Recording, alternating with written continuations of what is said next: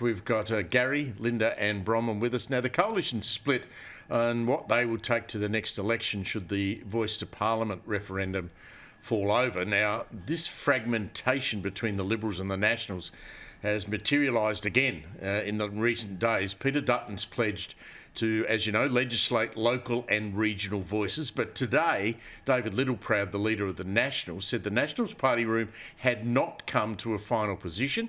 He said the party has concerns over regional models. This is what David Littleproud had to say.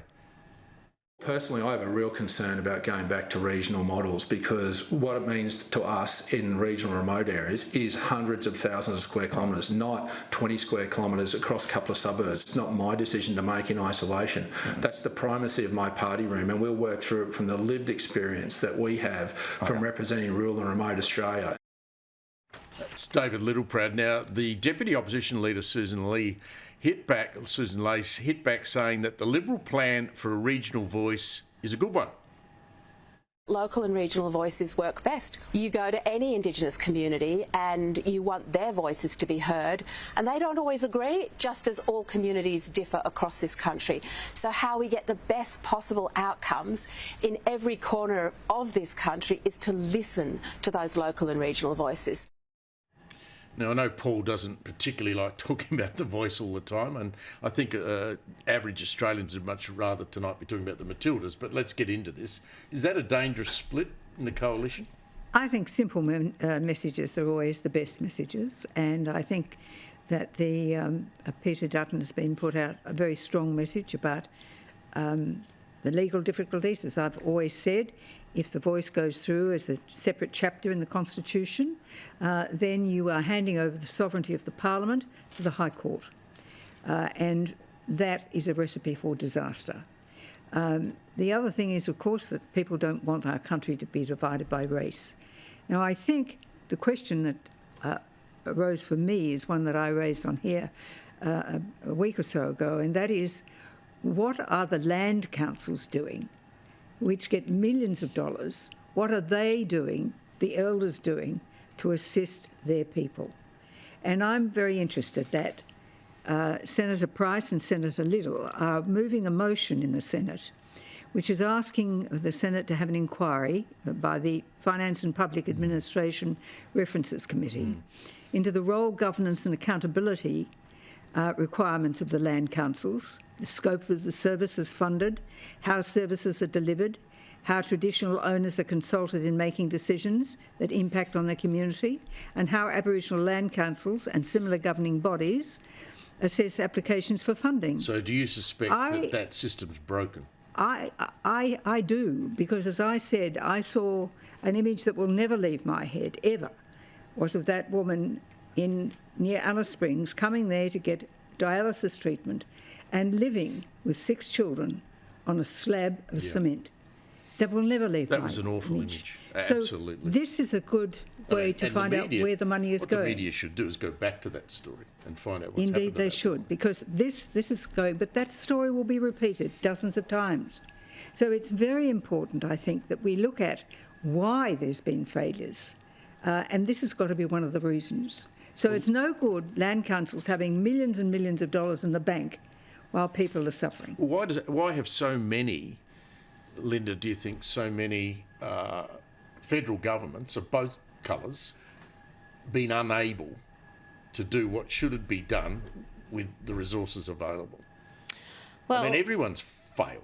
I think what is astonishing is a recognition that both sides of politics have not done as well as Australians expect when it comes to closing the gap, when it comes to ensuring that Aboriginal Australians are not dying at significantly younger ages. But Aboriginal what Australians are able to access less education. Well, because there's quite strong evidence for policy when given a voice by those who it's impacting to be more effective. Wow. We see that in the City of Sydney, the Aboriginal Medical Centre, the Aboriginal Legal Service. These are thriving organisations run by Indigenous leaders. And successful. An incredibly successful job, and the money they receive is so effectively spent, and it leads to much better outcomes. So this is what The Voice is all about. No, it's it's taking not. an evidence base about the way in which we design our policy, giving Aboriginal Australians a say in the policy. No. I think that's a that huge a government That decides. is just not true. Gary, And what do you it make of that? is- And it is an evidence-based way Well, to come No, about that's these rubbish, things. Linda.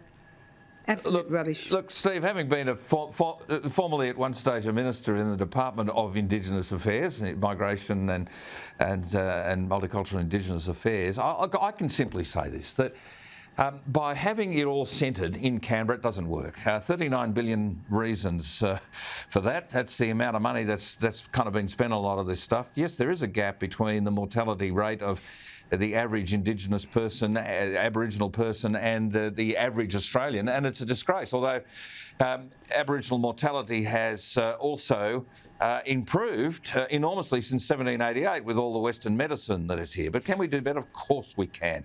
And remote Australia, all people, black, white or whatever, are all suffering the same problems. Everybody in remote Australia. What frustrates me is I've got two senior former federal politicians here, Gary and Bronwyn.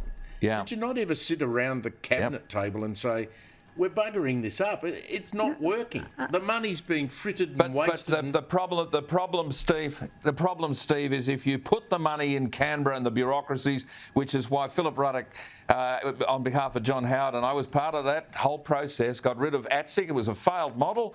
And what they're trying to do now is to enshrine constitutionally the ATSIC gravy train into the Constitution. Rubbish, Gary and a lot of Hargraves, those land and you know council, it. a lot of the land council owners, a lot of the people who are heads of land councils live in very nice buildings in Sydney and Melbourne and never actually go onto the traditional land. So there's a lot of money out there already flushing out there. And Bronwyn's point is right, that if we find out what the land councils are actually doing with the large amounts of money they've got, 52 or 53 or is it 54% of Australia's land mass are in control of these, under control of the Indigenous communities, then let's get them to actually spend their money. They've got their money. They've got the money, spend it.